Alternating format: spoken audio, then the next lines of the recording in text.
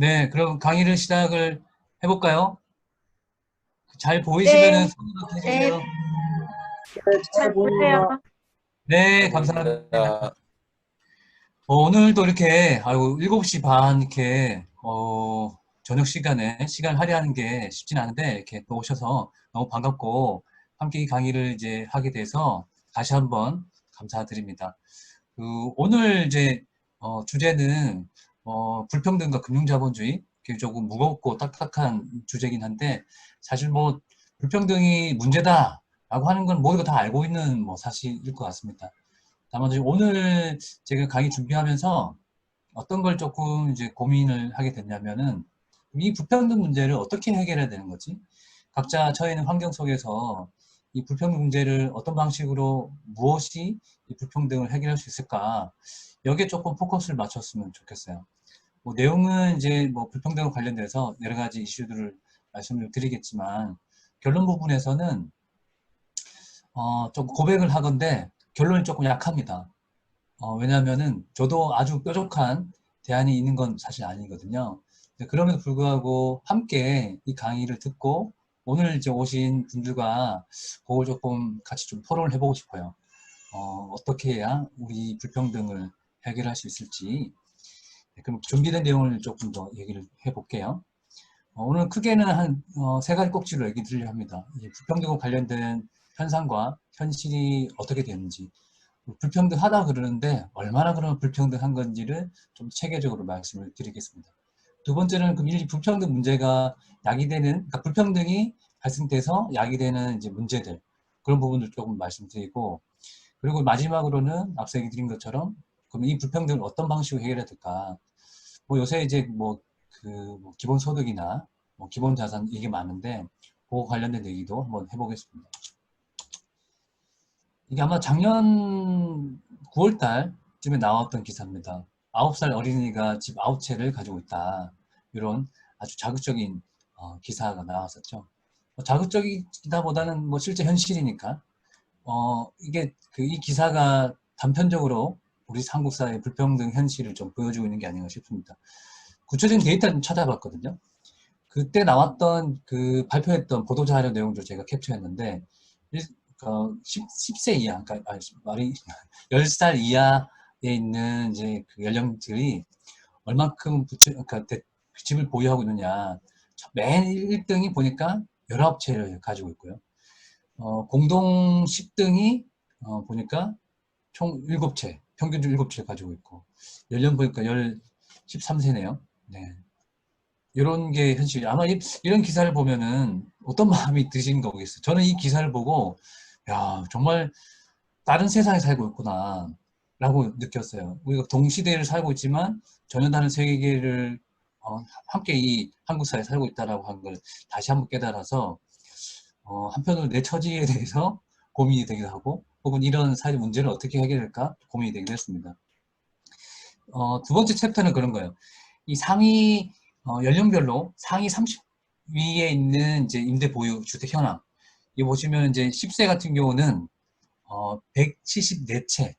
그러니까 상위 30채가 가지고 있는 그 모두 등록된 이제 그 주택 수입니다. 20대 같은 경우는 1066채, 30대는 2632대. 네, 엄청나죠? 뭐 40도 말할 것도 아니고요. 뭐 최근에 이제 부동산 관련돼서 굉장히 많은 이슈가 있죠. 네, 한국 사회 문제 중에 이제 부동산 문제를 빼놓고 얘기할 수는 없을 것 같아요.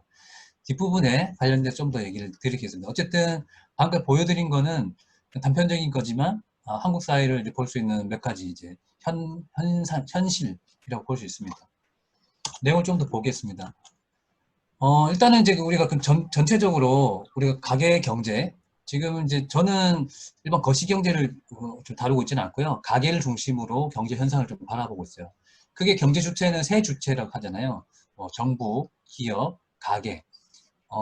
정부에서 어쨌든 세금을 걷고 세금을 통해서 공공재를 재원하고 이런 이제 사이클이 있죠. 그럼 가계 경제는 어떻게 되는 거냐? 우리가 흔히 이제 불평등하다 이런 걸 할 때 가계 소득 혹은 자산을 분석하거든요. 뭐 진위계수나 이런 것들이 가계의 어쨌든 불평등 지수를 보는 겁니다. 자, 그러면 이 가계 이제 자산이나 소득 현황이 어떤 건지 좀 더 구체적으로 좀 살펴볼게요. 아마 이 강의가 여러분들의 뭐 구체적인 뭐 일상 현실에서 도움이 되거나 그러지 않을 수 있어요. 다만 이 불평등 현상을 이해할 때 어떤 것이 우리를 불평등이 안 되는지 아마 이걸 그 고민하실 때 아마 도움이 되실 겁니다. 크게 이제 우리가 가정 경제를 이제 그 분석할 때 그 두 가지를 봅니다. 첫 번째는 대차 대조표라 그래가지고 요거는 밑에 나와 있지만 자산과 부채 그리고 순자산이 보여요. 그러면 자산에서 부채를 빼면은 순자산이 되죠. 그럼 이 순자산이 맞냐, 적냐 이런 걸 통해서 자산 상태를 보는 거죠. 이거는 저희가 이제 뭐 생활경제 상담이나 이런 걸 할 때도 이런 지표를 쓰게 됩니다. 그리고 현금 흐름을 보게 됩니다. 요거는 흔히 이제 우리가 소득과 지출의 흐름, 소득이 많고 지출이 적으면은 많죠. 소득은 낮은데 지출이 많으면은 부채를 져야 되고 어쨌든 이런 소득과 자산의 흐름, 현금 흐름을 보게 됩니다. 이 두 가지를 보고 어떤 상황이나 이런 것들을 진단하게 됩니다. 이 데이터는 2019년도 말에 나온 데이터입니다. 가계금융보충조사라 그래서 통계청에서 매년 발표를 합니다. 이 통계는 2만 가구를 표본으로 그 통계를 내는데요. 한국 사회에 있는 이제 이 데이터 중에 그나마 신뢰도가 높은 데이터를 보시면 되겠습니다. 이 데이터는 이제 평균적인 여기서 얘기하는 이제 그 가난한 사람, 뭐 부자 모든 사람들 다 평균해서 낸 데이터를 보시면 될 것 같고요. 뭐 패널 조사를 통한 겁니다. 2만 가구. 뭐 내용은 뒤에 뭐 꼼꼼히 다시 얘기 드릴게요. 그냥 상식으로 한번 보시면 될 것 같고요. 우리나라 전체 이제 가계 평균적으로는 대략 4억 3천만 원 정도의 평균 자산을 보유하고 있답니다. 여러분들은 이 정도 자산 보유하고 있나요? 이 데이터를 보여드리면 저도 다른 것 같은데 나는 그 정도 안 가지고 있는데 네, 평균입니다. 그러니까 돈 많은 사람, 돈 없는 사람들 평균 된 데이터예요. 그리고 부채는 평균적으로 7,900만 원. 2018년도에 7,600만 원이었는데 2019년도 말 기준으로 증가가 됐네요. 그러면 자산에서 부채를 빼면은 순자산이 되겠죠. 순자산은 3억 5천. 여러분들의 가정경제에 순자산 3억 5천은 있나요? 아마 제가 강의하는 대부분의 사람들은 없긴 하더라고요. 왜 그런지 뒤에 다시 설명을 드리겠습니다. 요 세 가지가 아까 얘기 드렸던 대차 대조표라고 하는 것으로 읽혀지고요.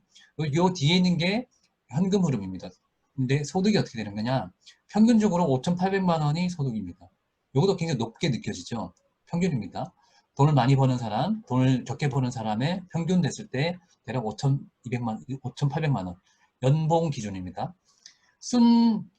가처분 소득 대비 이거는 뭐냐면 일반 그 소득에서 이제 세금 이런 걸 빼면은 실제로 내가 쓸 수 있는 돈이 얼마냐? 그게 대략 4,700만 원이라고. 그냥 쉽게 설명하면은 세전이냐, 세후냐, 뭐 이렇게 보시면 될 것 같습니다. 뭐 디테일이 좀 더 있긴 하지만 그 정도만 이해될 것 같고요. 비소비 지출 같은 경우도 대략 1,000만 원 정도. 대략 우리나라의 자산은 이렇게 평균적으로 되어 있구나. 이게 좀 많다 적다. 여러분들 그 가계 경제랑 비교하지 마시고요. 이 평균의 오류가 또 사실 있습니다. 뒤에 다시 얘기를 드릴게요.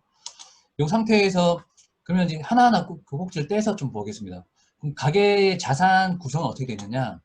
우리나라의 그 가계 자산 구성은 크게 보면 그렇게 볼게요. 부동자산, 부동자산이 대략 70%입니다. 그러니까 우리나라 전체 이제 가구의 부동산 비중이 70%인 거죠. 그리고 나머지가 이제 금융자산, 그 다음에 뭐 기타 실무자산인데요. 상대적으로 다른 선진국보다는 우리가 부동자산에 많이 편중되어 있습니다. 쏠려 있습니다.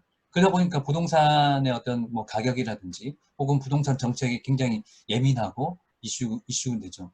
뭐 우리는 뭐 제가 만나는 대부분의 분들은 부동산이 없긴 하겠지만 상대적으로 이제 많은 한국 사람들이 이 부동자산에 많은 자산이 쏠려 있다 보니까 그게 한국 사회에 이제 문제가 발생되는 거겠죠.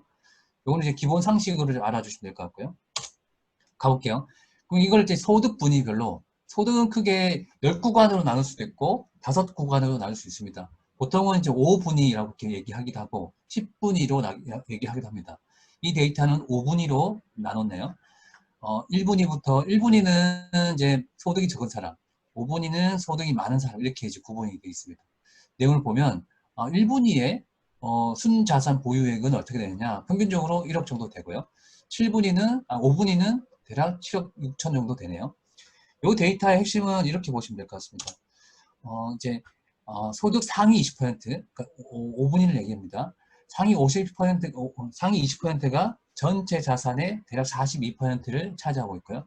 하위 20%, 그럼 1분위입니다. 1분위가 전체 자산의 6.5% 정도 차지하고 있습니다. 근데 여기서 이제 봐야 될 지점들은 점유율인데요. 2018년도랑 2019년도를 비교했을 때 안타깝게도 2018년도 대비 2019년도 네, 그 점유율이 좀 떨어졌고요. 여기 이제 소득분위, 5분위 같은 경우는 조금 늘었네요.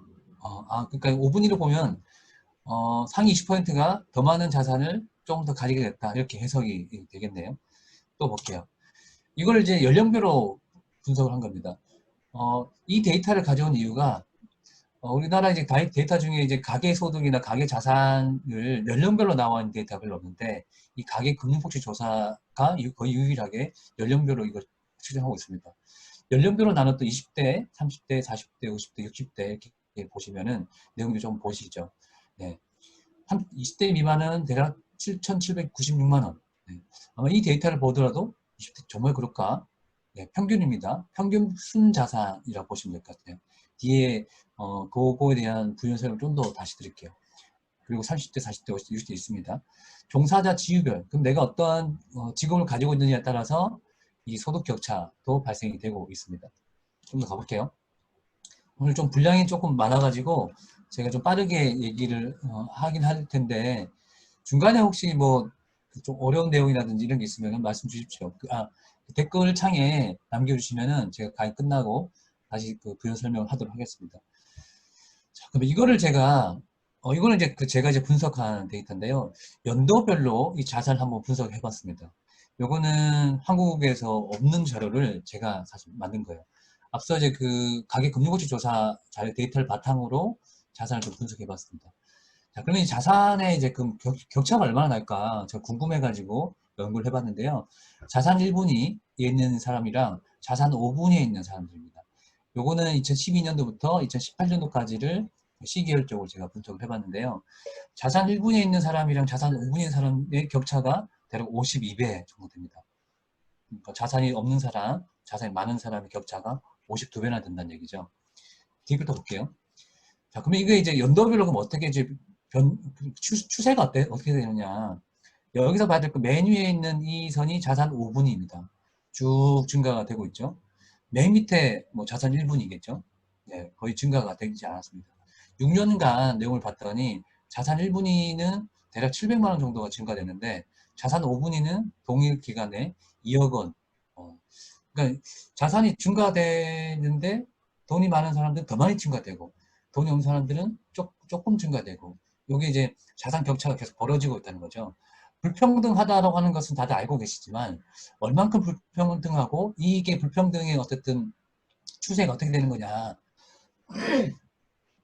제가 분석해 본 결과로는 이 격차가 더 벌어지고 있는 것이 한국사 현실이다 봅니다. 이 데이터는 제가 그러니까 기초 데이터는 정부에서 제공한 데이터를 보기 쉽게 제가 가공한 겁니다.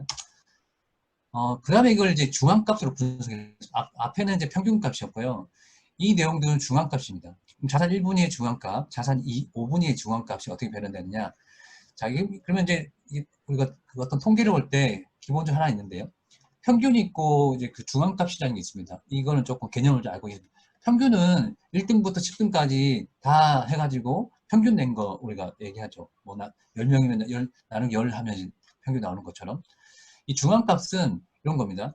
그 돈이 없는 사람, 돈이 많은 사람의 중간에 있는 사람의 값이 어떻게 되는 거냐. 중간에 있는 사람의 값을 보는 게 더 중요할 것 같아요. 우리가 나는 중산층이야 이렇게 할 때 중앙값에 있는 사람을 얘기할 수 있습니다. 그럼 저는 그렇게 개념 정리를 하고 있어요. 그럼 중간값이 더 중요한 데이터를 좀 보거든요. 그 데이터입니다. 중간에 사람의 격차는 대략 45배 정도 되네요. 이것도 이제 그 연도별로 2012년도부터 2018년도까지를 분석해 봤어요. 봤더니 상위 20%, 그러니까 자산 5분위 뭐죠? 쭉 증가가 됐죠. 네. 근데 이제 제일 밑에 있는 자산 1분위 하위 20%, 네, 자산이 거의 증가 안 됐습니다. 7년간의 변화를 봤던 1분위 같은 경우는 600만 원 증가될 때 5분위가 1억 8천 정도 증가됐습니다. 자, 요걸 조금 더 이제 종합을 해봤어요.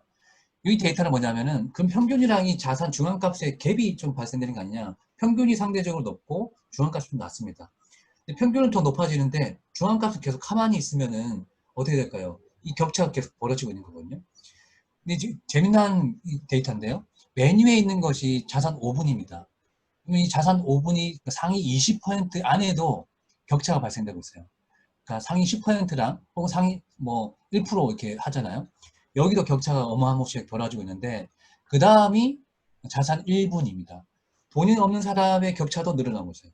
심각한 거죠. 그러니까 무슨 얘기냐면 하위 20%를 가지고 있는 하위 20%에 속해 있는 사람들의 이 자산이 여기서 증가되고 있어요.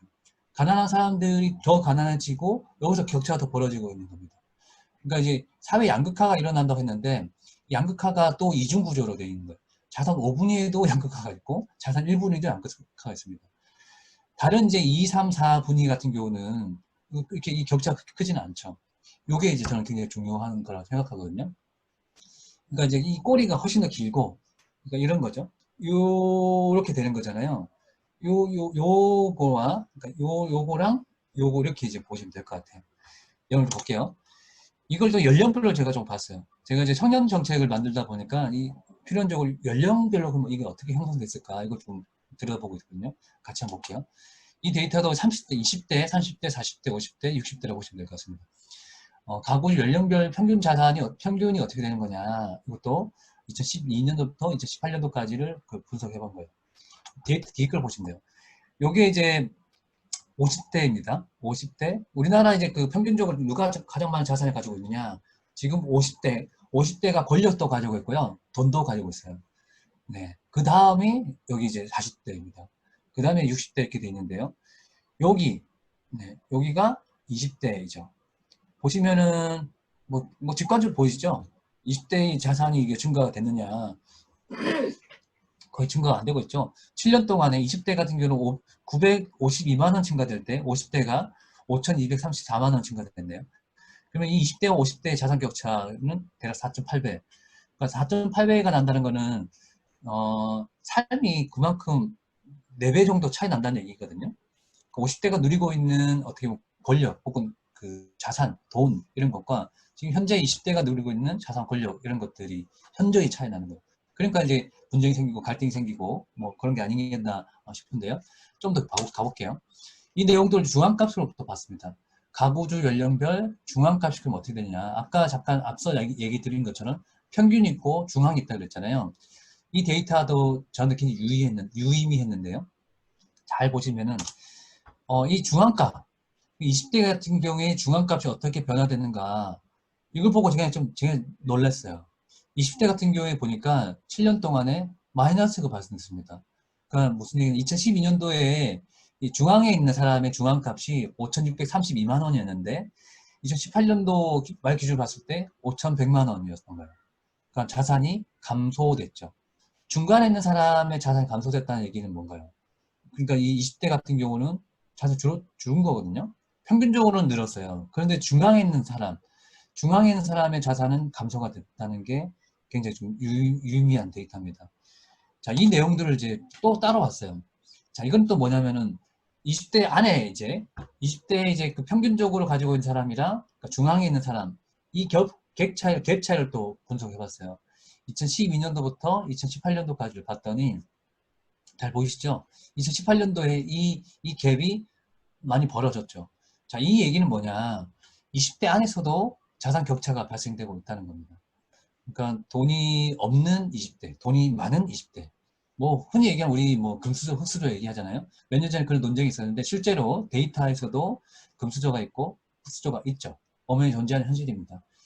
그러니까 20대를 퉁쳐서 얘기하기가 지금 어렵게 됐죠. 20대 안에서도 30대도 마찬가지지만 전 세대가 연령별 안에서도 격차가 발생되고 있고, 그러니까 이거를 이제 뭐 여러 가지 틀로 볼 수 있습니다. 이걸 연령으로 볼 거냐, 소득으로 볼 거냐, 뭐 자산으로 볼 거냐, 혹은 주거 형태로 볼 거냐, 다양한 형태로 이제 분석을 하면 어디에서 뭐 어떤 이유 때문에 격차가 발생되는 거냐 이걸 이제 볼 수 있습니다. 그걸 보기 위해서 다양한 툴로 제가 조금 연구를 한 거고요. 그랬고요. 자, 내용을 좀 볼게요. 그 다음에 이걸 때 자산의 평균이랑 중앙 갭 차이를 분석을 한 거고요. 전체 연령별로 어떻게 되는 거냐? 요게 60대입니다. 지금 한국 사회에서 이제 그 빈곤의 문제, 노인 빈곤이 있죠. 동일하게 20대 안에서의 빈곤도 실제 존재합니다. 이 보라색이 60대 이상이고요. 요 빨간색이 20대입니다. 네, 2017년도에 20대가 가장 갭 차이가 컸다가 뭐 거의 붙어봐 버렸네요. 어쨌든 이 갭 차이가 많이 난다는 건 그만큼 그냥 이걸 이제 데이터로 볼 게 아니라 이렇게 생각하시면 될 것 같습니다. 똑같은 이제 나이에 있는 청년들인데, 나이에 있는 사람인데, 저놈은 잘 살고 나는 못 살아. 굉장히 상대적 박탈감이 굉장히 커지겠죠. 다른 계층이 아니라 비슷한 또래. 그렇게 되면 오히려 더 사회에 대한 어떻게 보면 불합리한 이런 것들 직면을 할 수 있습니다.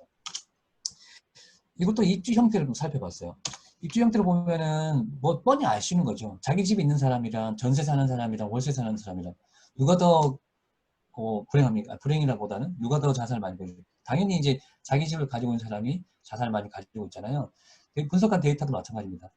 다만 여기서 봐야 될 것들은 뭐 자기 집이냐 전세냐 뭐 월세냐 이런 문제라기보다는 제가 지목한 거는 저 월세 가구에 사는 사람들도 조금 좀 다른 게 아닌가? 그걸 제가 좀 분석을 해봤습니다. 그랬더니 이런 걸 보시면 될 것 같아요. 자, 나머지 넘어갔고요. 이 월세 가구의 자산의 평균과 중앙값의 또 차이를 봤습니다. 요게 이제 그 평균이고요. 요 밑에 있는 게 중앙값입니다.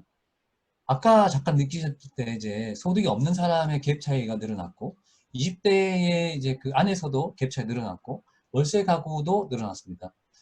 이 사회 현상을 보면은 월세가 일부러 많은 월세, 그러니까 일부러라기보다는 럭셔리한 월세 가구 사는 청년들도 있죠.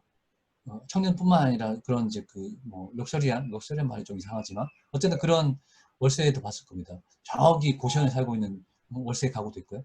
월세 가구도 조금 내용이 이제 좀 스펙트럼이 좀 넓더라고요. 어쨌든 그럼에도 불구하고 평균적으로 이 자산 격차가 늘어나고 있다라고 보시면 되겠습니다. 이것도 소득 분위별로 나눴는데요. 잠깐만요. 이거 하면 한참 걸리니까 대신 넘어갈게요. 여러분들이 추정하고 예측하는 거랑 거의 대동소이합니다. 이거 제가 빠르게 좀 넘어갈게요. 이것도 넘어가겠습니다. 다 알고 있는 내용일 수 있는데요. 상용 근로자랑 자영업, 무직 어느 계층이 더 이제 격차가 심하냐 이 내용입니다. 내용들을 조금 정리해 봤는데요. 이건 저번 주에 제가 얘기했던 부분이라 넘어가겠습니다.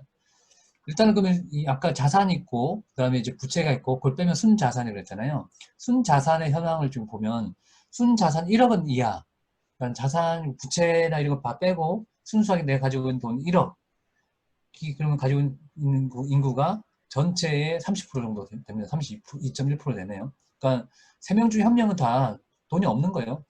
1억 이하입니다. 아까 우리가 평균적인 데이터를 봤을 때 굉장히 크게 느껴졌잖아요. 근데 그런 것들을 다 떼고 액면가들을 봤을 때 실제 우리의 국민들은 크게 부자가 아닙니다. 내용을 보시면은 이건 제가 가공한 게 아니고 가계금융복지 조사에 있는 내용도 그냥 그대로 캡처해 온 겁니다. 순자산 2억 이하 국민이 대략 50%. 그러니까 인구 절반은 다 순자산 50% 이하입니다. 이게 맞죠? 아까 우리가 평균 이렇게 봤는데 격차가 좀 갭 차이가 있습니다. 반대로 순자산 5억 원 이상인 가구가 21% 정도 되네요. 그리고 이 데이터에서 조금 봐야 될 거는 2018년도랑 2019년도의 차이인데요. 10억 이상 있는 사람의 비중이 6.8%로 늘었네요. 그러니까 부자가 더 많이 부자 됐다. 이렇게 이제 추정할 수 있죠. 넘어갈게요.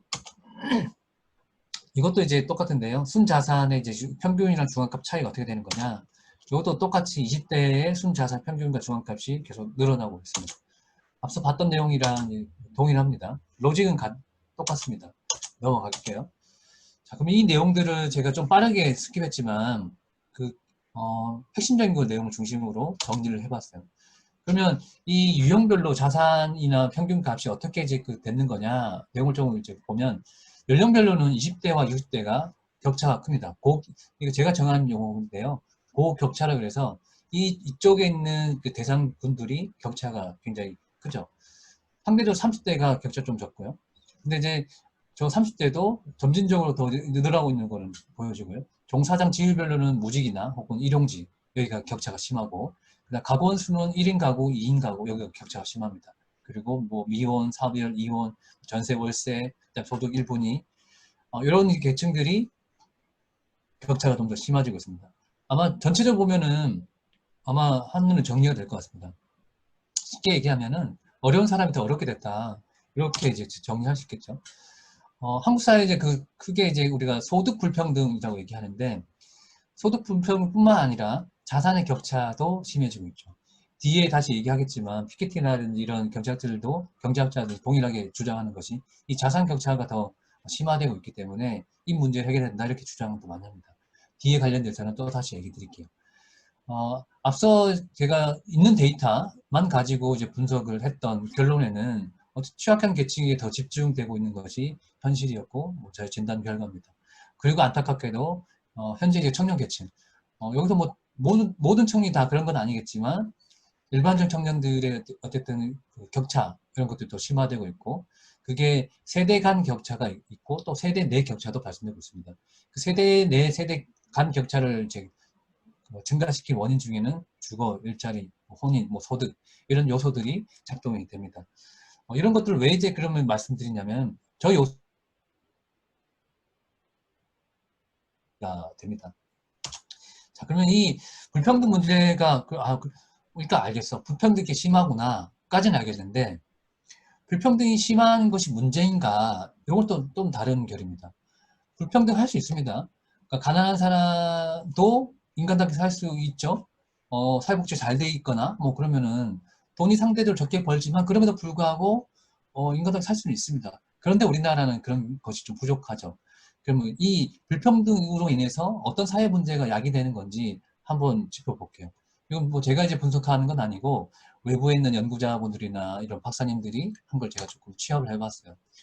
일단 객관적으로 우리나라의 그 소득 점유율이나 이런 부분들은 전 세계에서 레벨이 굉장히 높죠. 우리가 뭐 미국 다음에 소득 상위 10% 소득 점유율이 아마 이 데이터가 2, 3년 전 데이터인데요. 지금도 크게 다르지 않은 것 같습니다.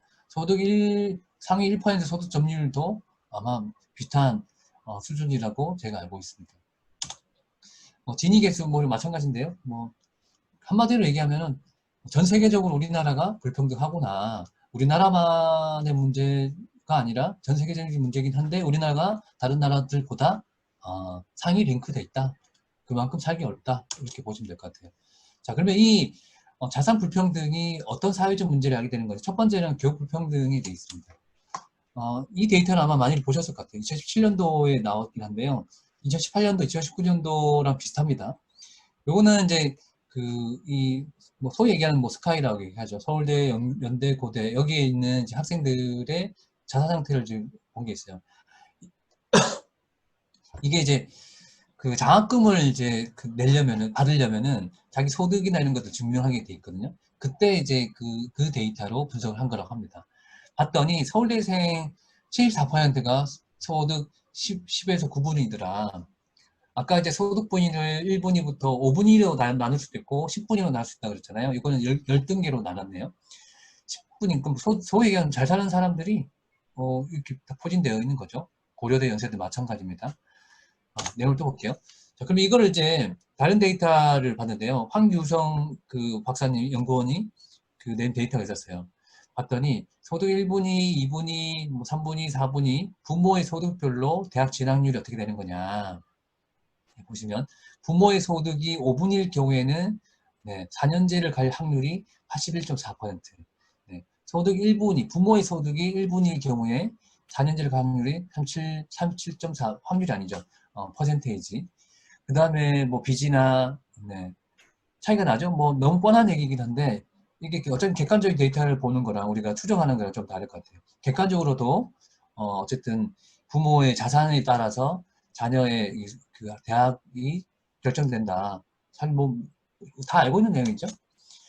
이것도 이제 그 성적 순위별 사교육비를 얼마나 내는 거냐 볼게요. 상위 10% 그 다음에 하위 이렇게 되어 있습니다. 당연히 돈 많은 사람들이 사교육비를 많이 내잖아요. 그럼 앞서 봤던 데이터랑 유사합니다. 그러니까 돈이 많이 있으니까, 쩐이 있으니까 그 돈으로 교육, 사교육이나 이런 것들을 다 이제 그 지원할 수 있는 거죠. 그로 인해서 뭐 명문대든 혹은 4년대든 인서울이든 이런 것들이 가능해지는 거죠. 그러면 이제 어쨌든 부모의 자산 상태에 따라서 자녀의 어쨌든 교육이 결정되고 그 교육 격차는 훨씬 더 벌어지게 됩니다. 안타깝게도 그 교육이 그럼 어떻게 이제 이게 작동되는 거냐? 임금 수준을 결정합니다. 다 알고 계신 내용입니다.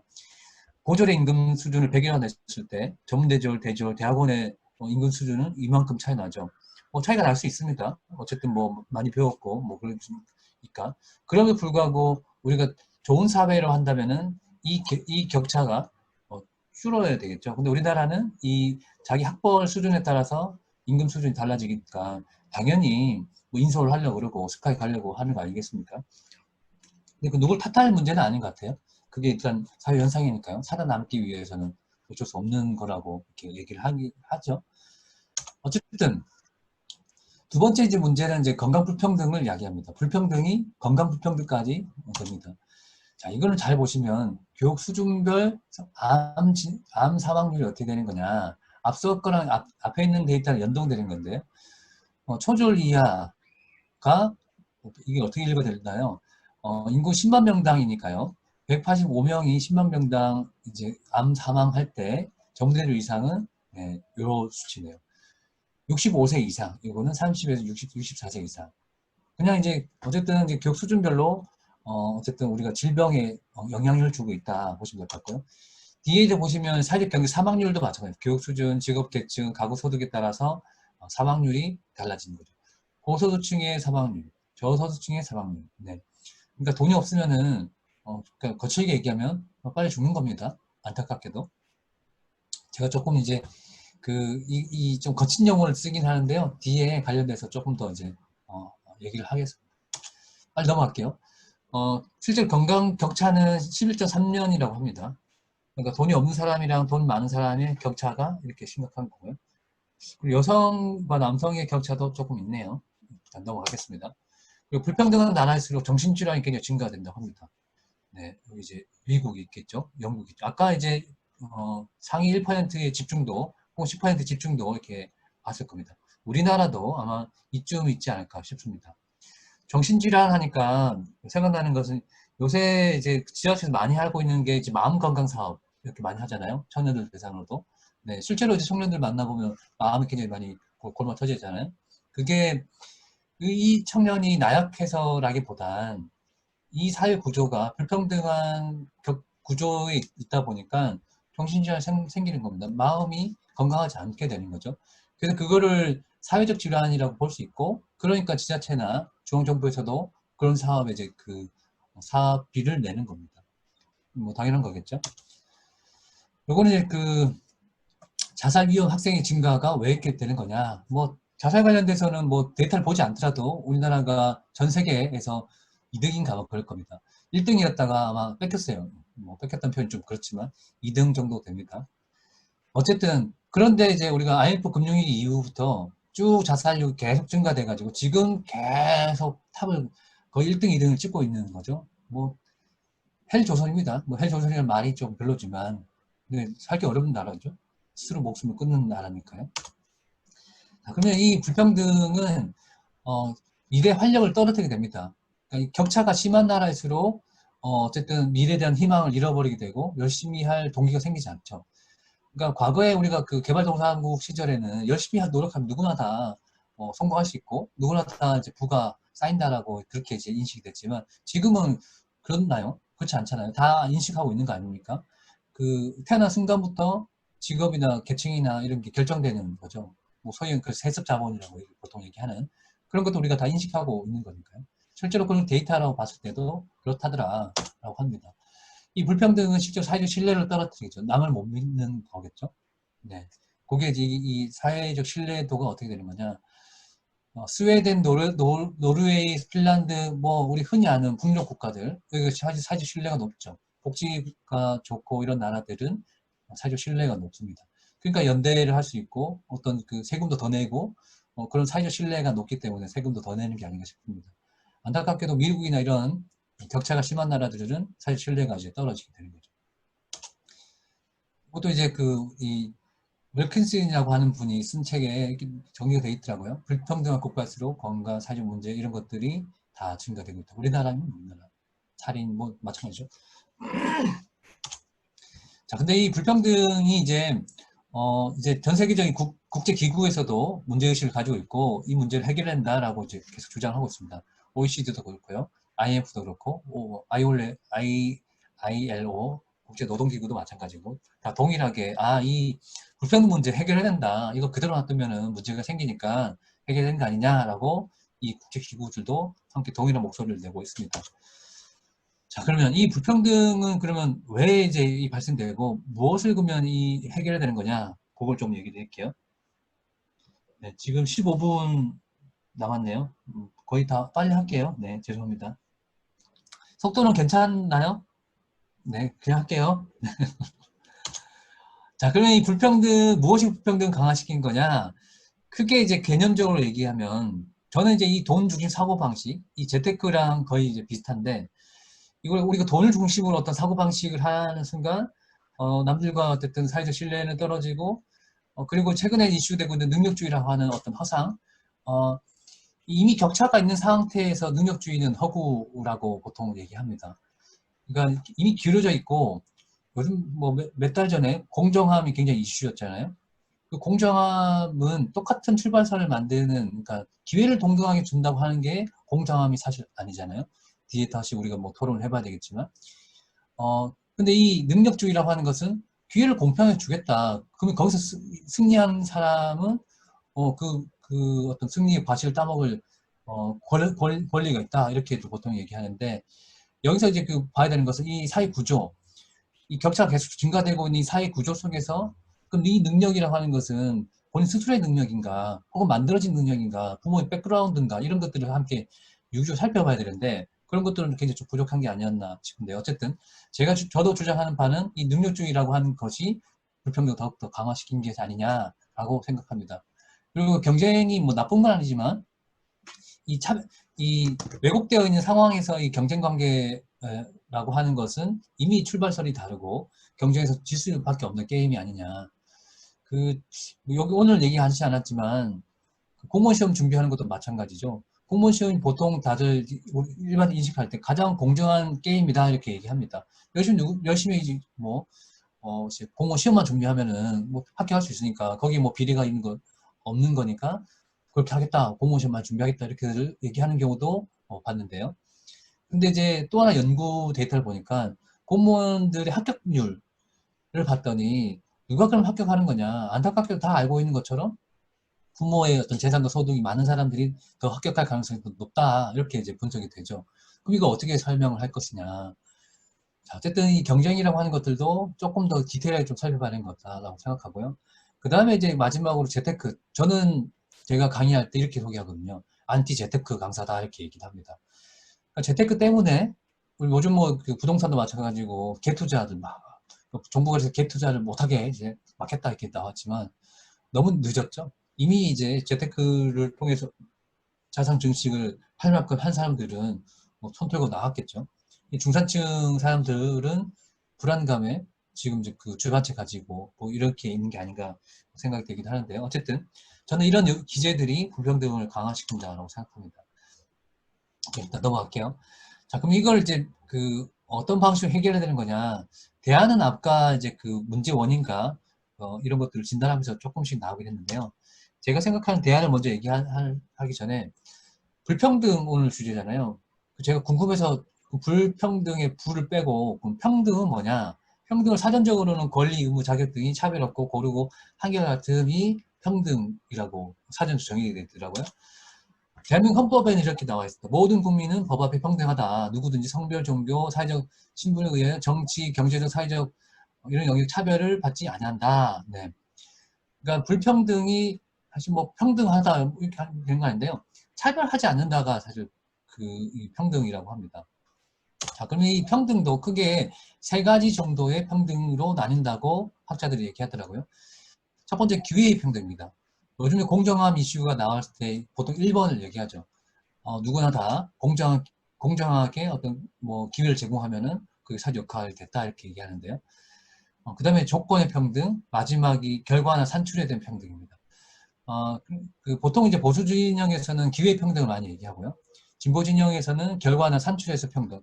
그러니까 내가 만약에 게임에서 좀 졌다고 하더라도 최소한의 인간적인 삶을 살 수 있게끔 해야 된다. 그러면 이 사람이 가지고 있는 차별적 지위를 보상하기 위한 차별적 대우가 필요하다. 이렇게 합니다. 예를 들면 볼게요. 교육이나 직업적 선발에서 여성이나 흑인 뭐 이렇게 해서 차별 대우를 하는 것을 불평등을 상쇄하는 것이다. 그러니까 선별적 복지 뭐 그렇게 딱 뭐 등치가 되는 건 아니지만 어쨌든 우리가 평등 사회를 구성한다고 하는 것이 똑같은 기회를 주는 것이 아니고 똑같은 기본소득을 주는 것 이런 것만 뜻하는 것이 아니라 이미 이제 차별적 지위에 있다면은 그 차별 지위를 벗어나게 하는 것이 우선 필요하다. 그래서 이제 이 삶의 질을 균중하게 만들어내는 이런 요소도 사실 있습니다. 저도 공부하면서 조금 알게 되는데요. 그러면 이거를 조금 더 평등주의라고 하는 거 합니다. 그 모든 것에 차별을 두지 않는 태도, 요새 가장 많이 이슈가 되고 있는 거겠습니다. 자, 그러면 이 평등을 얘기할 때 이제 이게 누군가요? 존 롤스가 얘기한 무지장막. 그러니까 내가 그러니까 가난한 집에서 태어날 확률 혹은 그러니까 부자 집에 태어날 거 아무도 모르잖아요. 내가 부자 집에 태어날지 혹은 가난한 집에 태어날지. 자, 그러면 가난하게 태어나든 부자하게 태어나든 누구나 다 똑같이 혹은 인간답게 살 수 있게끔 보장해야 된다. 이게 이제 무지의 장막입니다. 어떻게 될지 모르니까 어떤 선택이 누구한테 누가 어떻게 될지 모르니까 이게 이제 보통 얘기하는 그 형식적 기회 평등이라고 얘기를 합니다. 자, 그럼 이런 요소를 바탕으로 우리는 어떻게 이 불평등을 해소해야 될 것이냐. 내용이 좀 붕뜨긴 한데 일단 첫 번째는 저는 그러니까 조세 개혁을 필요하다고 생각합니다. 요새 이제 부동산 관련된 이슈가 굉장히 있고 그래서 부동산으로 인한 이제 불로소득들을 어떻게 그러면 이제 우리가 그 사회에 다시 활류시킬 것이냐, 조세를 어떻게 바꾸는 것이냐 굉장히 큰 이슈이긴 하죠. 제가 세제 관련돼서 전문가는 아니지만 관련돼서 부동산 관련된 게 문제다. 부동산에 관련된 보유세를 강화한다든지 혹은 실효세율을 이제 정상화한다든지 이런 요소가 있구나 정도는 저희 알고 있습니다. 그 다음에 이제 그 금융자산과 관련된 겁니다. 이 금융자산은 이제 예금이나 혹은 주식이나 채권이나 이런 이제 그 자산을 보통 얘기하죠. 여기에 있는 이슈도 있습니다. 우리나라가 상대적으로 OECD 국가 중에서도 금융자산에 대한 과세가 조금 약합니다. 최근에 이제 그 중앙정부에서도 주식 관련된 그 증세를 하겠다 이렇게 얘기했죠. 다만 반쪽짜리였던 것 같아요. 어쨌든 관련돼서 내용은 좀 깊긴 하지만 맥락은 주식 거래에 대한 세금 그리고 양도 차익에 대한 세금을 어떻게 이제 그 형평성 있게 만들어낼 것이냐. 양도 차익에 관련된 부분들을 최근에 발표를 했었죠. 근데 저는 굉장히 좀 미흡한 거라고 생각하고요. 또 하나 이제 금융 관련된 이슈는 저기 이제 그 금융소득 종합과세가 있습니다. 이거 뭐냐면은 내가 이제 은행에 예금이 돼 있어요. 예를 들자면 은행에 이제 예금이 돼 있어요. 그 예금의 이자 소득이 2천만 원이 되면 종합과세 그때는 그 전에 분리과세 하거든요. 아마 세금 굉장히 적습니다. 근데 이걸 낮춰야 된다. 몇 년 전부터 계속 얘기를 하지만 별로 이제 사회적으로 이슈가 되지 않죠. 생각해 보세요. 이자 소득으로 2천만 원을 만든다. 이거 사실 장난 아니죠. 그래서 저 금융소득 종합과세 대상은 굉장히 일부입니다. 아까 잠깐 보시는 모르겠지만 이 소득이 1분위, 2분위, 10분위 아마 이제 10분위 정도 되면은 저 종합과세를 낼 겁니다. 저는 저걸 좀 더 낮추고 강화해야 된다라고 하는 주장을 가지고 있고요. 그 다음에 몇 년 전부터 계속 이제 논쟁되고 있는 부유세입니다. 부유세는 이제 헤드라인도 있겠지만 소득이 아니라 재산에 어떤 세금을 매게 된다. 이게 이제 그 부유세의 핵심인데요. 가지고 있는 재산 혹은 금융자산 혹은 부동산 여기에 세금을 더 떼야 된다. 이게 이제 그 주요 이슈입니다. 그 엘리자베스 워런이라고 지금은 이제 저긴 하셨지만 지금 대선 주자가 공화당의 누구죠? 아니 공화당이 아니고 민주당의 동일하게 아마 그 얘기를 하고 있는 걸 알고 있습니다. 부유세 관련돼서 넘어갈게요. 어쨌든 이제 부유세는 전 세계적으로 부유세를 강화해야 된다 이렇게들 얘기를 합니다. 다음에 이제 그 기본소득, 뭐 기본소득은 요즘 많이들 알고 계시죠? 뭐 맥락 이런 거 있더라고요. 뭐 기본소득은 자산 심사나 노동의 요구 없이 모든 개인에게 무조건적으로 지급하는 소득이다. 뭐 다들 알고 있는 내용이긴 합니다. 저도 기본소득이 필요하고 됐으면 좋겠어요. 다만 이제 기본소득과 함께 요즘 논의되고 있는 그 사회보장, 그러니까 고용보험, 전국민 고용보험이라든지 이렇게 사회안전망이 좀 더 단단하게 구성될 필요가 있겠다. 그게 이제 뭐 우선순위의 문제라기보다는 둘 다 필요하다고 생각하거든요. 고용보험도 확장하고 기본소득도 필요하다 이런 주의이긴 한데요. 어쨌든 뒤에 관련해서 좀 논의를 같이 해봤으면 좋겠어요. 그리고 피케티가 이제 그 기본자산, 모두에게 기본자산을 줘야 된다. 아마 만 24세에 우리나라 돈으로 1억 2천만 원인가요? 그 정도를 한 방에 줘야 된다. 그래서 기본적으로 자산이 지어지게 만들어야 된다. 그래야 그 불평 문제를 해결할 수 있다. 이게 이제 그 피케티가 주장하는 바인데요. 저도 일정 부분 동의를 하고, 저는 이제 기본 자산이라기보다는 기본 자본이 필요하다. 그러니까 이 돈으로 뭔가 이제 그 다른 경제적 활동이든 혹은 삶의 미를 그리라는 게 필요하다라고 주장하는데, 관련돼 가지고 최근이 아니죠. 뭐 기위기라고 하는 부분들이 계속 이슈가 되고 있습니다. 코로나19 때문에 더 이제 이 조금 땡겨지긴 했는데요. 그럼 이 불평등과 기위기 관련된 부분들을 어떻게 그럼 우리가 접근해야 될 거냐? 아마 제가 네 번째 강의 때 관련해서 얘기를 드릴 겁니다. 그럼 그거는 이제 이 주제는 그때 좀 더 얘기를 드릴 거고요. 앞에 관련돼서 이제 그럼 기후위기랑 그러면 그 불평등과 이 기후위기를 해결하기 위한 방식으로 하나의 좀 제안을 드리고 싶은 게 이런 게 있어요. 청년 기본 자본 플러스 그린 뉴딜 뭐 이런 걸 좀 만들어 봤는데요. 기존에 청년들에 주어져 있는 여러 가지 그뭐 경제 불평등, 자산 불평등 문제와 이 기후 위기를 해결할 수 있는 것을 좀 믹싱을 해봤어요. 짬뽕했습니다. 뭐 어디 나와 있는 건 아니고요. 제 마음대로 했습니다. 뭐 그래서 이게 완벽하거나 그런 게 아니니까 그냥 이렇게도 얘기를 할 수 있겠구나라고 생각해 주면 좋을 것 같고요. 일단 제가 이제 그 생각했던 대안 중에 하나는 어쨌든 이 청년들도 불평등하고 그리고 기후 위기는 와 있고 그 기후 위기를 해결하기 위한 한 방법으로 최초 1회 1,000만 원을 그 주자. 다만 만 19세에서 만 35세 선택할 수 있게끔 하자. 내가 이 기간에 어느 순간 요청하면은 1,000만 원을 이제 꽂아주는 거죠. 그와 동시에 내가 그 창업을 하고 싶은데 자금을 달라. 그래서 근데 조건이 있어요.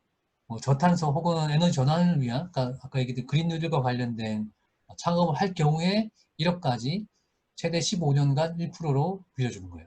그럼 이 돈 가지고 다른 경제적인 활동들을 뭐 창업이나 수창업을 하는 용도로 써라. 이렇게 이제 대출의 목적을 이제 부여하는 겁니다. 관련 내용들은 다다음 강의 때 좀 더 자세히 얘기 드릴게요. 어쨌든 이런 방식으로 컨셉을 가지고 제안해 볼 수도 있지 않을까. 아직 좀 미약하지만 그런 내용도 좀 담아봤습니다. 자, 그래서 이제 넘어갈게요.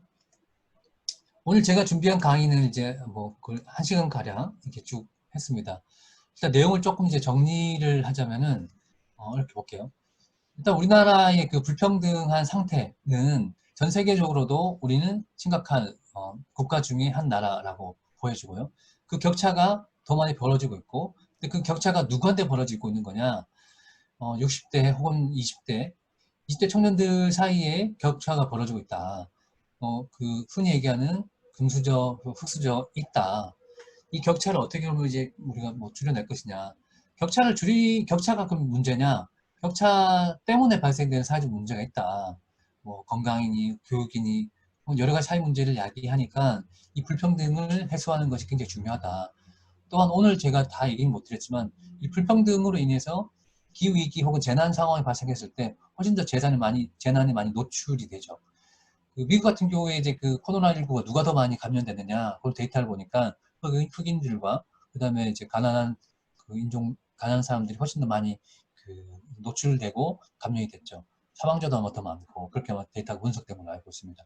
국내는 조금 다르긴 하겠지만 어, 어, 요즘에 폭염 관련된 이슈도 있겠죠. 재작년에 폭염이 굉장히 심각했습니다. 그때 당시의 내용을 더 분석해 보니까 안타깝게도 취약계층에 이 재난 상황이 발생했을 때 위기 상황이 발생되더라. 그러면 어쨌든 이 불평등으로 인해서 사회 문제가 야기되는 것이고, 그 불평등이 만들어진 원인은 무엇이냐? 어쨌든 우리나라 한국 사회에 이제 그 뿌리 박혀 있는 이 관념적인 게 있습니다. 능력주의라거나 허상이라든지 경쟁 중심의 어떤 사회라든지, 그리고 뭐 재테크를 통해서 어떤 삶을 미래를 보장받으려고 하는 것이라든지, 그 자체가 나쁜 건 아니겠지만 어쨌든 그런 기제가 사회를 더 그 격차를 더 심화시킨 것이다라고 저는 주장하고 있고, 마지막으로 보면 이 격차를 줄이기 위해서는 어떤 노력들이 필요한 거냐? 세금을 어쨌든 개혁해야 된다. 뭐 부동산과 관련된 세금, 혹은 이 금융자산과 관련된 세금, 전반적인 부유세라든지 혹은 이 세금을 더 강화시키는 방법들, 그리고 그 세금을 우리가 거둔 걸로 뭐 어떤 걸 어떻게 모은 걸 할 수 있겠느냐, 기본소득이나 혹은 사회 보장을 강화시킨다든지 혹은 기본자산이라든지 여러 가지 사회 정책들을 펼칠 수가 있죠.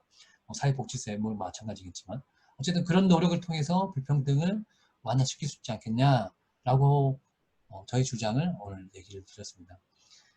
네, 일단 오늘 제가 준비한 강의는 딱 이제 1시간이 다 됐는데요. 그래서 마치고요. 앞서 이제 강의 초반에 얘기 드렸던 것처럼 오늘 제 강의가 완결성 있는 강의라기보다는 물음을 던지고 함께 토론하는 그런 자리였으면 좋겠어요. 자, 감사합니다.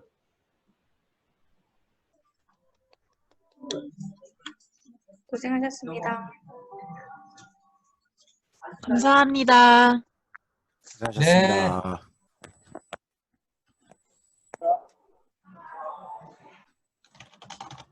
덥네요.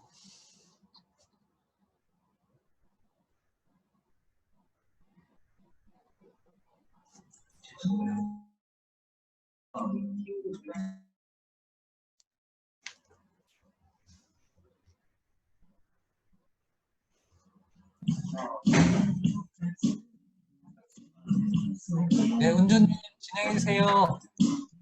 네, 혹시 저 오늘 강의한 것과 관련해서 질의응답이 있으실까요? 별도로 이제 카톡이나 아니면 대화방을 통해서 질의응답은 별도 없어가지고 꼭 질문이 아니어도 되고 뭐 같이 고민해봤으면 좋겠다라든지 아니면 어쨌든 전반적으로 불평등과 관련된 저희가 지표도 살펴보고 그리고 실제로 이제 대안으로 검토되고 있는 것들을 간략하게 설명을 해주셨는데 좀 더 자세히 듣고 싶은 부분이나 아니면 궁금하신 거 있으면 말씀해 주시면 좋을 것 같거든요. 오늘 워낙 양이 방대해 있어가지고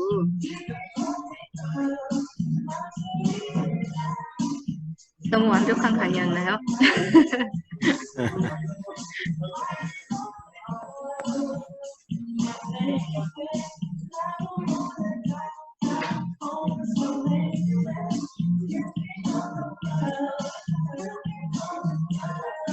준영님은 어떻게 들으셨어요? 일단은 준영님은 어떻게 들으셨어요? 네. 네, 그 불평등 관련해서 일단은 말씀해 주신 것처럼 사실 소득 격차가 벌어지고 있는 거는 예전부터 지속되는 거잖아요. 근데 올해 특히 코로나 이후로 그 격차가 얼마 정도 차이가 나는지 좀 개인적으로 많이 궁금했었는데 그 말씀을 해주신 걸 들으니까 이것들이 좀 더 고착화되고 있는 건 아닌가라는 우려가 들고요. 그래서 더 이런 연대 움직임이 필요하다라는 생각을 하게 됐습니다. 네.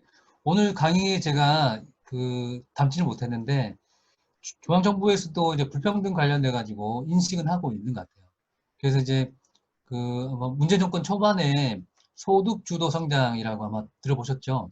소득을 이제 증가시켜서 뭐 사회를 좀 더 이제 뭐 행복하게 잘 살게 만들겠다 이렇게 했는데, 소득을 보는 지표, 소득의 자산 격차, 그러니까 소득의 격차를 보는 게 지니 개수라는 게 있어요. 실제 지니 개수는 조금 떨어졌습니다. 그런데 이제 그 반쪽짜리였던 거예요. 소득 격차는 조금 줄었지만 자산 격차는 오히려 증가가 됐습니다. 그럼 문제 본질은 자산 격차에 있습니다. 근데 이제 그 문재 정부가 썼던 정책 수단에는 자산 격차를 줄여내는 게 없었거든요. 그럼 자산 격차의 대표적인 게 부동자산이었고, 그 금융자산인데요. 그 뒤늦게 지금 부동산이 막 이제 환양이 되고, 오히려 그 가격이 늘어나고, 증가되고, 그걸 이제 잡기 위해서 다시 그 뒷걸음질 치고 있는 거거든요. 그래서 그 불평등 문제가 지금 완화되고 있지 않은 것이 아닌가라고 보여집니다.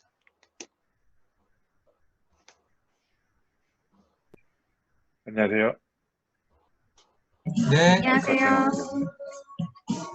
네, 저는 오늘 강의하셨던 내용 중에서 그 교육 문제에 대해서 좀 관심이 많이 있었는데요.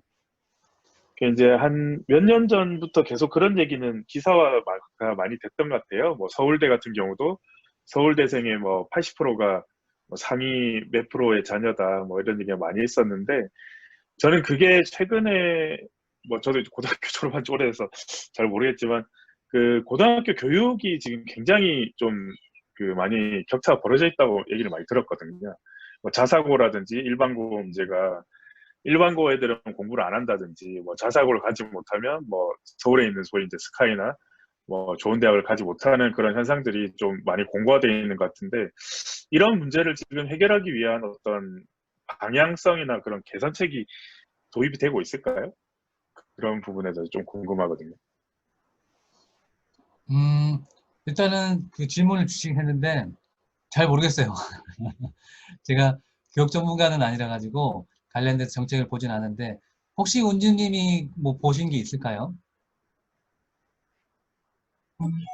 실제로 지금 뭐 교육부도 마찬가지고 교육과 관련된 어떻게 교육을 어떻게 더 평등하게 하고 그리고 배제되지 않게 할 것인가를 가지고 미래학교를 논의하면서 최근에 이제 교육부에서 논의하기 시작을 했다고는 전에 들었거든요. 근데 그 미래학교라는 것 자체가 어쨌든 본격적으로 논의되기 시작했던 거는 어쨌든 코로나 이후에 이제 온라인 교육이 되면 교육화되면서 실제 미래학교의 그 공간적 베이스나 아니면은 정보 격차라든지 오히려 더 소외 문제에 주목하면서 지금 막 논의되기 시작을 했거든요. 그래서 그 교육부에서 최근에 발표하기 시작해서 뭐 지방 대학 간의 대학과 그리고 지역 간의 그 협력을 통해서 어떤 혁신을 이루는 거, 그리고 공간이나 정보 격차를 줄여나가는 거, 그리고 실제로 미래학교에서는 예전에는 사실은 우리가 이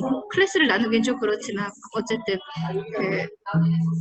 사교육이라든지 아니면은 돈을 더 많이 내는 사람들이 더 관계망을 넓히는 방식의 학교 기능을 했다라고 하면 이제는 그게 메리트가 없어진 사회가 될 것이다라는 게 전제여서 교육에 있어서도 기존의 어떤 특수고등학교 형태나 아니면 어떤 계층만 특화돼서 갈 수 있는 학교 같은 것들은 이제 의미가 없어졌다라는 이야기는 계속 나오고 있거든요. 근데 앞으로 정책 방향 자체가 그런 학교 없이 갈 수 있는지에 대해서는 이제 논쟁이 붙은 거고 이제 시작이 되는 거여서 같이 고민을 좀 더 해봐야 될 지점인 것 같습니다. 관련돼서 저는 그 고등학교 교육 문제 걸 대학 교육 문제라고 생각하거든요. 대학이 서열화돼 있고 그걸 갈망을 계속 하면 모든 교육은 해결하기 어렵다라고 생각해요. 사실 뭐 닭이 먼저나 달걀이 먼저나 이런 얘기를 하겠는데 그 뭐 다른 나라 우리나라처럼 대학이 서열화되어 있는 나라가 있지 않잖아요. 뭐 미국도 서열화되어 있죠. 아이비 리그 하나요?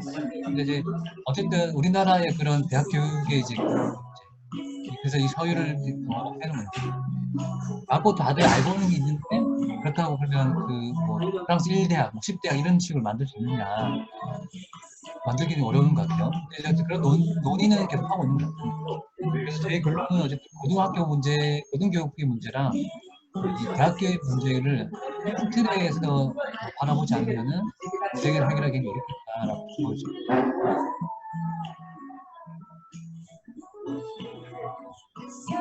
관련돼서 뭐 다른 분들도 생각 있으시면 말씀해 주시면 좋을 것 같아요. 생각 같이 나누시죠.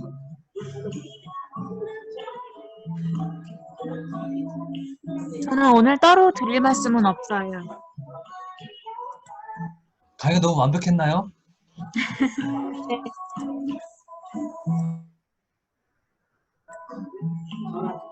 저는 최근에 논의되고 있는 것 중에 같이 한번 생각해 봤으면 좋겠는 게 어쨌든 지금 코로나 이후에 어쨌든 포스트 코로나를 어떻게 준비할 것인가를 얘기 나오면서 점점점 악화되는 불평등 문제를 완화시키기 위해서는 일부 이제 선진국에서도 국가 소득세율을 인상한다든지 아니면은 코로나19로 인해서 어떤 특정 기업이나 산업 같은 경우에 이득을 본 경우가 있거든요. 그런 거에도 세금을 부과해야 된다든지 어쨌든 그 지금 현재 추진되고 있는 그 정책이라든지 아니면 앞으로 추진될 정책들이 많은 재원을 소요하는 사회보장 정책일 가능성이 크고 또 그 사회보장 정책을 넘어서 기본소득 논쟁까지도 불거지고 있어서 이거에 대한 재원을 어떻게 마련하고 그리고 실제로 현재 세수 안에서의 재조정이나 조정을 어떻게 볼 것인가에 따라서도 저희가 정책적으로 자산을 형성한다든지 아니면 금융불평등 문제를 해결하는 데 여러 가지 기법들을 검토해 볼 수 있을 것 같아가지고 그래서 그런 것들에 대한 고민이나 아니면 같이 논의해 봤으면 좋겠다라는 의견이 있으시면은 같이 고민을 해본다든지 같이 좀 더 찾아보는 건 어떨까 싶기도 하거든요.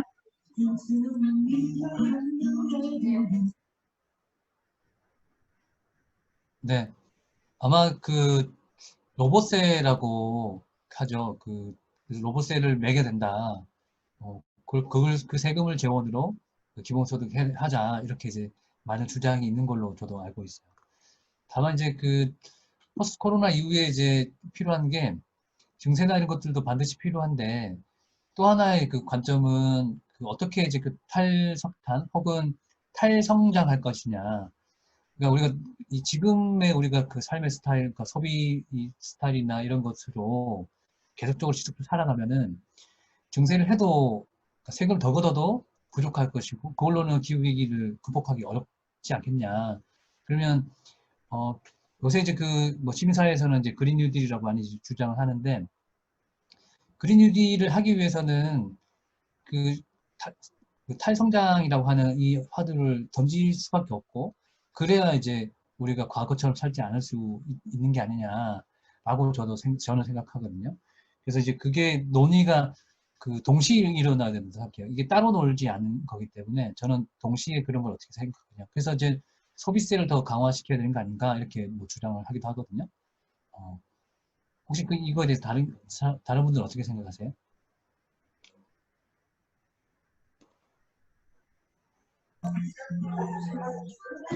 저도 약간 그래서 논의를 해보고 싶었던 것 중에 하나가 지금 사실 뭐 IMF나 이런 기구에서는 소득세율이라든지 소득의 재분배 측면에서의 아니면 혹은 누진세율, 그러니까 경제성장의 범위를 해치지 않는 범위 내 누진세율을 승획하자라는 얘기가 나오는데 위원장님 말씀처럼 실제로 어쨌든지 간에 지금 전체적인 소비나 아니면 우리가 생활하는 패턴의 패러다임을 바꾸지 않으면 그 다음을 준비하기에는 되게 어려움이 되게 많고 아까 교육이나 공공의료나 새로운 어쨌든 지출을 하거나 아니면 그 불평등을 완화하기 위한 조치를 하기 위해서 사실 대규모 재정이 되게 많이 필요한데 그런 것들을 실제로 어느 세수 어느 항목에서 가져올 것인가에 대한 논의는 깊이 있게 다뤄지지는 않는 것 같아가지고 되게 그냥 굵직굵직하게 뭐 기본소득 아니면 관련해서 기본소득이 아니면 뭐 자산형성 지원하는 거 그래서 사회계좌제 아니면 사회보험 뭐 이런 식으로 큼직큼직하게만 이슈만 다뤄지지 실질적인 내용들은 다뤄지지 않는 것 같아서 좀 그런 걸 가지고 논쟁을 붙여봐야 되지 않나 만약에 필요하다면 조세 전반에 대한 개혁을 추진을 해야 되지 않나라는 생각을 좀 하고 있거든요. 한 가지 제가 최근에 그 세금 학교라고 내만복인가요? 그 시민단체 하는 교육을 듣고 있어요. 그 첫 강의에 나왔던 내용 중에 하나가 정치인들은 절대 증세 얘기를 하지 않는다. 그러니까 뭐 표가 안 되죠. 증세 우리나라 안 좋아, 그러니까 그 사고방식이 증세에 대해서 거부감이 있죠. 증세보다 먼저 그 탈세하지 않게끔 만들어야 된다. 그 다음에 이제 뭐 세금을 잘 걷고 잘 내면 그때 좀 더 내겠다. 이런 인식이 저에 깔려있다 보니까 정치인들이 과감하게 증세를 얘기하는 단위 사실 없죠. 사실 그러다 보니까 한국 사회에서 증세 얘기나 세금 개혁에 관련된 논의들이 굉장히 조금 소극적이고 그러지 않는 건가. 시민단체에서, 몇몇 시민단체에서만 그 얘기를 하고, 좀 온전히 말씀하신 것처럼 두리뭉실하게 그냥 어떤 대안만 얘기하는 것이 아닌가 싶긴 합니다.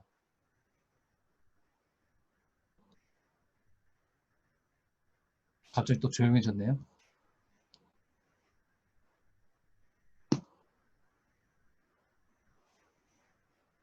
제가 뭐 세금에 대해서는 잘 모르는데 사실 증세도 중요하긴 하지만 사실 지금 현재 상태에서는 우리나라가 그 OECD 국가 중에서 국가 부채 비율이 굉장히 낮은 편에 속하잖아요. 재정적으로 지금 너무 보수적인 좀 노선을 걷고 있는 게 아닌가. 저는 이거에 대해서 일단 먼저 얘기가 돼야 되지 않나 싶고요. 그 기재부, 소위 이제 기재부 마피아라고 이제 표현할 수 있는 그 사람들조차도 뭐 그뿐만 아니라 포함해서 금융 마피아라고 하죠. 그러니까 뭐 그 한은을 비롯해서 그쪽에 있는 사람들도 저는 마찬가지라고 봐요. 그러니까 기득권이기 때문에 어떤 이런 국가적인 이 불평등을 해소하기 위해서는 국가가 이렇게 재정을 많이 풀어서 해야 되는데 그런 걸 풀 수 있을 여력을 안 주는 거죠. 제가 볼 때는 그렇게 좀 생각을 하거든요. 그래서 그런 부분부터 먼저 해결을 하는 거를 좀 사회적인 합의를 통해서 이뤄야 되지 않을까 그렇게 생각합니다. 저도 그 말씀에 그 100% 동의하고요. 저번 강의 때 이제 주장했던 게 우리가 말씀하신 것처럼 그 재정 여력이 굉장히 충분하죠. 근데 다만 이제 그걸 지속적으로 계속 할 수 있느냐, 그러기는 좀 어려운 측면이 있고, 그래서 이 앞서 이제 은주님 말씀하신 것처럼 증세 논의를 지금부터 조금씩 해놔야 나중에 이제 어쨌든 국채를 더 발행하는 것이 한계가 있을 때 그때 논의하면 좀 늦을 거라고 생각하거든요. 그래서 동시다발적으로 그런 쟁점들이 계속 좀 불고 나와야 뭐 5년 뒤, 10년 뒤에 뭔가 어쨌든 새로운 조세 개혁들이 더 확장되지 않을까. 저는 그렇게 생각합니다. 저도 완전히 그 원고님 말씀에 되게 공감하고 실제로 금융소득 상위 1%가 가져가는 배당소득이 상당히 높은 비율을 차지하고 있고 근데 그런 금융소득이 높을수록 사실은 실효세율 자체가 되게 낮은 게 지금 현실이어서 저는 어쨌든 그 불로소득에 해당하는 배당소득으로 가져가는 그런 부분도 작지 않으면 사실은 초고소득자, 돈이 있는 사람이 돈을 부르는 형태로 금융소득의 집중 현상 그리고 소득의 불평등의 주요 원인으로 계속 작동할 수 있을 것 같아서 저는 어쨌든 그걸 잡지 않으면 실질적으로 그 금융을 독식하는 자들을 위해서 아까 말씀하신 것처럼 금융 마피아라고 불리는 사람들이 이게 자본 자체를 거의 대부분 정책하는 구조로 가져가지 않을까라는 사실 우려는 있어서 금융 측면에서는 그러니까 완전히 그 저울을 수평하게 맞출 수는 없지만 그래서 저는 오히려 대한금융을 키우는 방식으로 가는 지점들을 우리가 모색해 봐야 되지 않을까. 왜냐하면 어쨌든 기존 금융시장 자체가 작동하는 방식이나 운영되는 방식 안에서 사실 비집고 갈 수 있는 틈이 너무 없거든요. 그래서 저는 솔직히 그렇기 때문에 대한금융이나 대한금융으로서의 시장들을 만들고 지원할 수 있는 형태의 법제도 그리고 그런 것들에 대한 시도들이 계속 이루어져야 된다고 생각해서 사실 그래서 청년신협이 저희가 또 대한금융으로서 실험해 볼 수 있는 매우 좋은 모델이 아닐까 싶습니다.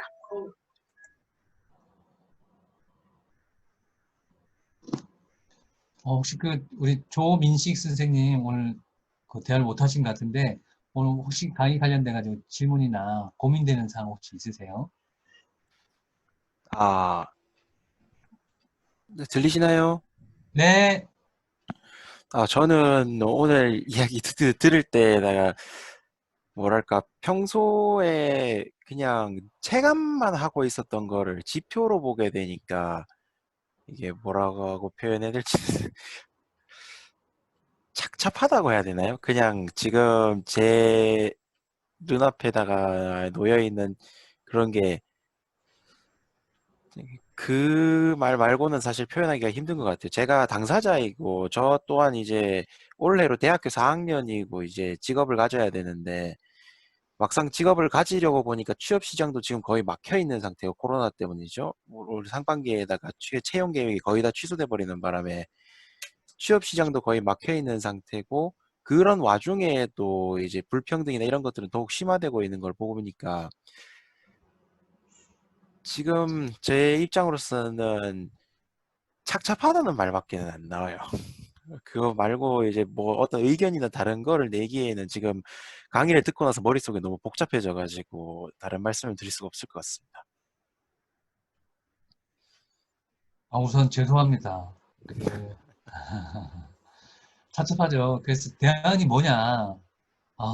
제가 오늘 그 대안을 조금 더 우리가 현실감 있게 제시를 했으면 더 좋았을 텐데, 그냥 문제, 이런 느낌일 것 같아요. 이제 개구리 해부하고, 이렇게 수술을 끝내지 않은 느낌? 네, 사실 끔찍하죠. 불평등이라는 현실이 적나라하고 그게 내 일상이랑 나의 직접적 문제이죠. 그 문제를 해결하는 방법이 뾰족하지 않으니까 더 답답하실 것 같아요. 저도 반성하고, 어떻게 그럼 우리가 이제 그 힘을 모아서 이 문제를 해결할 수 있을런지, 사실 이번에 그 정치인들을 새롭게 뽑았고, 그 정치인들을 통해서, 안 하는 것들을 하게 만드는, 그러려면 우리 같은 사람들이 계속 뭉쳐가지고 목소리를 내야 가능, 될까 말까 하는 것 같아요. 사실 쉽지 않은 일이긴 한데, 그렇게 해야 문제가 조금 해소되지 않을까 싶긴 합니다. 네, 좋은 말씀 저는 아까 감사합니다. 네. 네, 아니요, 해주시면 됩니다. 저는 여기까지. 저는 아까 조은주 의장님께서 말씀하신 것처럼, 그러니까 저도 이 교육에 참여했던 이유는 청년 신협이 굉장히 필요하다고 생각했거든요. 그러니까 이런 흐름 때문에 굉장히 필요하다고 생각을 하고 있었고, 그러니까 교육의 불평등, 결국 이게 부의 불평등, 또 소득 불평등뿐만 아니라 자산의 불평등. 그러니까 소위 강남에 있는 이제 사는 사람들은 그런 농담도 있어요. 그러니까 할아버지가 잘 살아야 강남에서 살 수 있다는 그런 얘기를 할 정도로, 사실은 이제는 3대를 건너서 불평등이 이어져 오고 있는 게 우리 현실이거든요. 그러니까 이제 이거를 뛰어넘을 수 없는 시점에 와 있고, 이런 것들이 사회에 너무 팽배해져 있고, 지금 이제 민식님처럼 졸업반에 계신, 저도 이제 사촌 동생들이 그런 친구들이 있는데 취업을 할 수가 없죠.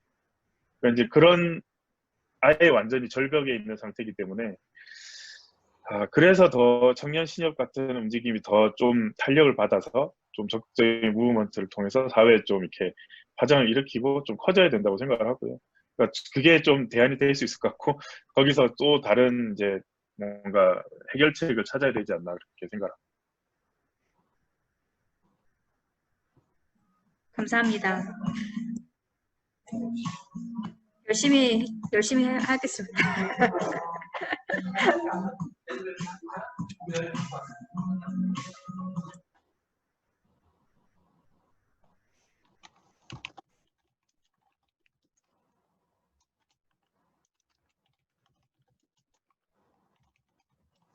저희가 다른 거는 아니더라도 이번에 그냥 신용협동조합법에 대한 부분을 개정하려고 하고 있거든요. 그래서 뭐 이런 것뿐만 아니라 뭐 새롭게 어쨌든지 간에 그 저신용자들 대상으로 해서 저희 위원장님이 또 뭐 정책 설계하셔가지고 긴급하게 코로나19로 인해서 위기상을 맞이한 저신용자들한테 아주 500만 원 미만의 소액의 그런 대출을 하는 상품 같은 경우도 개발을 추진을 하고 있는 약간 시도들이 있는데, 그런 부분에 대해서 많은 분들이 좀 관심을 갖고 좀 같이 참여해 주신다고 하면 사실은 전 불가능하지는 않을 것 같기는 하거든요. 시기나 아니면 정책의 어쨌든 정책은 타이밍이고 그 시기를 잘 타는 게 되게 중요하잖아요. 근데 지금 현재 뭐 어쨌든 이 시기를 타는 것이 나쁜 흐름은 아닌 것 같아가지고, 그리고 또 일하는 국회를 표방하면서 청년의 관심이 있는 많은 국회의원들이 당선이 된 만큼 저희가 좀 푸시업하는 작업들을 같이 함께 해나가면 좋지 않을까라는 생각이 듭니다.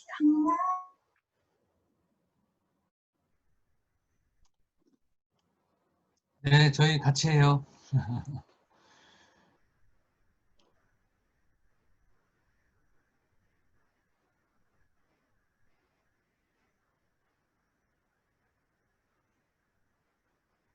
그러면 오늘, 이야기가, 뭐, 여러 가지 이야기가 좀 나온 것 같긴 한데요.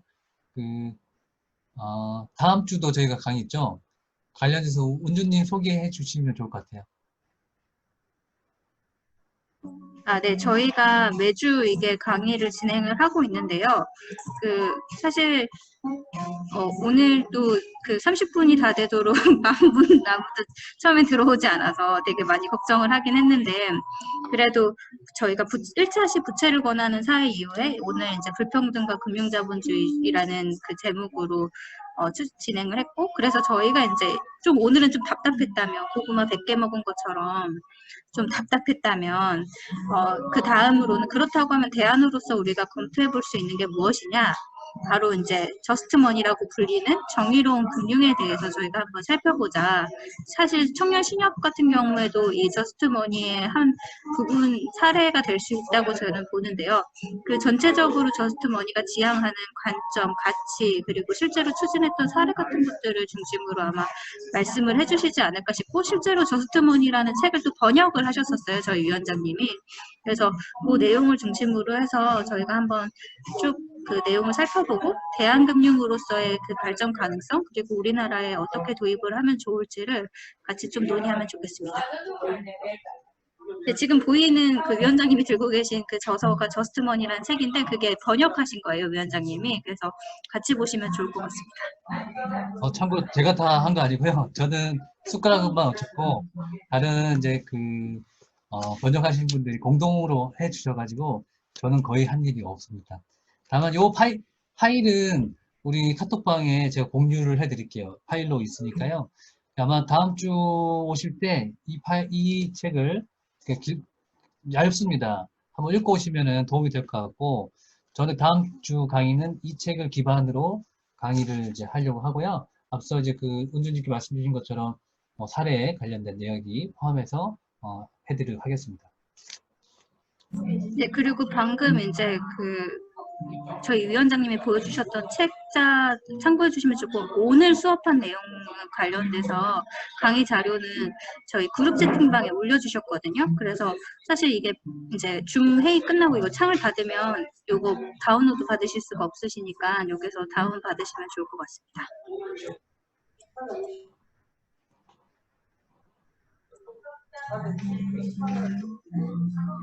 저희 위원장님 매듭 말씀으로 저희 마칠까요? 네, 오늘 다들 수고 많으셨고요. 네, 다음 주에 또 봬요.